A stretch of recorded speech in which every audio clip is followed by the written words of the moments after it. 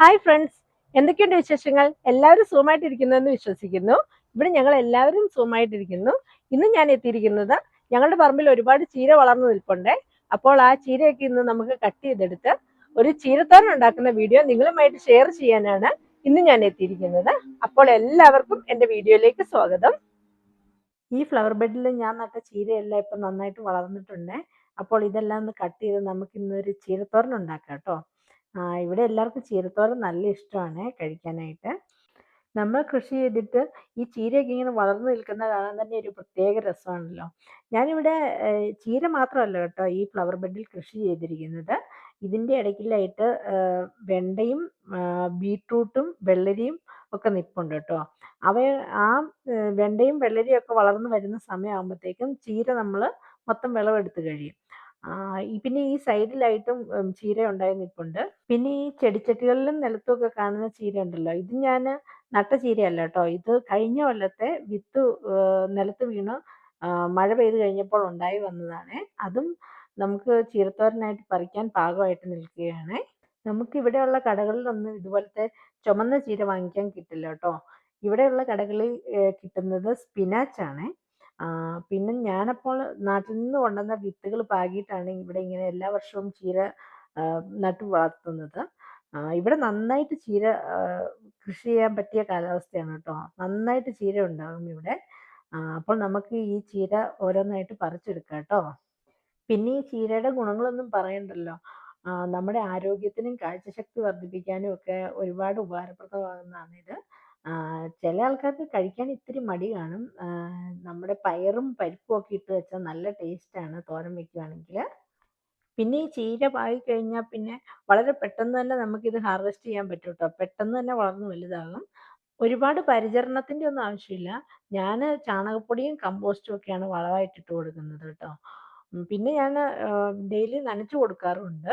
മിക്ക ആൾക്കാരും ഇത് വേരോടെ പിഴുതെടുക്കുന്നതായിട്ട് കണ്ടിട്ടുണ്ട്. നമ്മളിപ്പോൾ നാട്ടിലൊക്കെ കടയിൽ നിന്ന് നമ്മൾ ചീര വാങ്ങിക്കുവാണെങ്കിൽ അതിങ്ങനെ വേരോടെ പിഴുത് കിട്ടുന്ന ചീരയാണ് കാണുന്നത്. ഞാൻ ഇവിടെ സാധാരണയായിട്ട് കട്ട് ചെയ്തെടുക്കുകയാണ് ചെയ്യുന്നത്. അപ്പോൾ ഈ കട്ട് ചെയ്ത തണ്ടേന്ന് വീണ്ടും ഈ ചീര കിളിർത്ത് വരുന്നതായിട്ട് കാണുന്നുണ്ട്. അപ്പോൾ അതുകൊണ്ട് ഞാൻ കട്ട് ചെയ്താണ് കൂടുതൽ എടുക്കാറ്.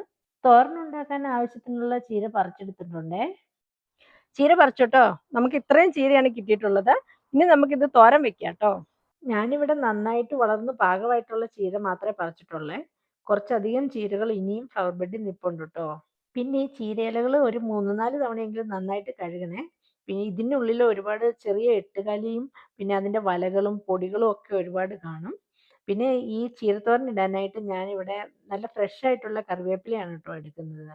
വീഡിയോയ്ക്ക് ലെങ്ത് കൂടുന്നതിനാൽ ഞാൻ ചീര കഴുകുന്ന വീഡിയോ ഇതിൻ്റെ അകത്ത് ആഡ് ചെയ്തിട്ടില്ല കേട്ടോ. തോരൻ ഉണ്ടാക്കാനായിട്ട് ഞാനിവിടെ ഒരു ചട്ടി അടുപ്പത്ത് വെച്ചിട്ടുണ്ട്. ചട്ടി ചൂടാകുമ്പോഴത്തേക്കും അതിലേക്ക് ഞാൻ 1 ടേബിൾ സ്പൂൺ എണ്ണ ഒഴിച്ച് കൊടുത്തിട്ടുണ്ട്. ഞാനിവിടെ വെളിച്ചെണ്ണയാണ് ഒഴിച്ച് കൊടുത്തിരിക്കുന്നത്. എണ്ണ ചൂടായി കഴിയുമ്പോൾ അതിലേക്ക് നമുക്ക് 1 ടേബിൾ സ്പൂൺ കടുക് ചേർത്ത് കൊടുക്കാം കേട്ടോ. കടുകൊന്ന് പൊട്ടി വരുമ്പോഴത്തേക്കും നമുക്കതിലേക്ക് ഒരു വലിയ സവോള അരിഞ്ഞത് ചേർത്ത് കൊടുക്കാമേ. കൂട്ടത്തിലായിട്ട് ഞാൻ 2 പച്ചമുളക് അരിഞ്ഞതും ചേർത്ത് കൊടുക്കുന്നുണ്ട്. നിങ്ങൾ പച്ചമുളക് അരിഞ്ഞത് നിങ്ങളുടെ എരിവിനനുസരിച്ച് ആവശ്യത്തിനുള്ളത് ചേർത്ത് മാത്രം കൊടുക്കുക കേട്ടോ. പിന്നെ ഞാൻ ആവശ്യത്തിനുള്ള ഉപ്പും ചേർത്ത് കൊടുത്തിട്ട് ഇവ നന്നായിട്ട് ഒന്ന് ഇളക്കി യോജിപ്പിച്ചെടുക്കാം. പിന്നെ അതിലേക്ക് നമുക്ക് ആവശ്യത്തിനുള്ള കറിവേപ്പിലയും ഇട്ട് കൊടുക്കാം കേട്ടോ. അവയും നന്നായിട്ടൊന്ന് ഇളക്കി യോജിപ്പിച്ചെടുക്കാം. ഇനി ഇതിലേക്ക് ചേർത്ത് കൊടുക്കാനുള്ളത് 1 ടീസ്പൂൺ മഞ്ഞൾപ്പൊടിയാണ്. ഇവയെല്ലാം കൂടി നന്നായി ഒന്ന് മിക്സ് ചെയ്തെടുക്കാം. ഈ കൂട്ടിലേക്ക് നമുക്ക് ചെറുതായി അരിഞ്ഞു വെച്ചിരിക്കുന്ന ചീര ചേർത്ത് കൊടുക്കാം കേട്ടോ. നമ്മളിന്ന് പറിച്ചെടുത്ത ചീരയില്ലേ, അത് കുറച്ചധികമായിട്ട് മിച്ചം വന്നിട്ടുണ്ടായിരുന്നേ. അത് 2 കറിക്കുള്ള ചീര ഉണ്ടായിരുന്നു കേട്ടോ. പിന്നീട് ഞാനത് കുറച്ച് പരിപ്പ് കൂടെ കൂട്ടിയിട്ടിട്ട് വീണ്ടും വേറൊരു തോരൻ വെച്ചെടുക്കുകയാണ് ചെയ്തത്.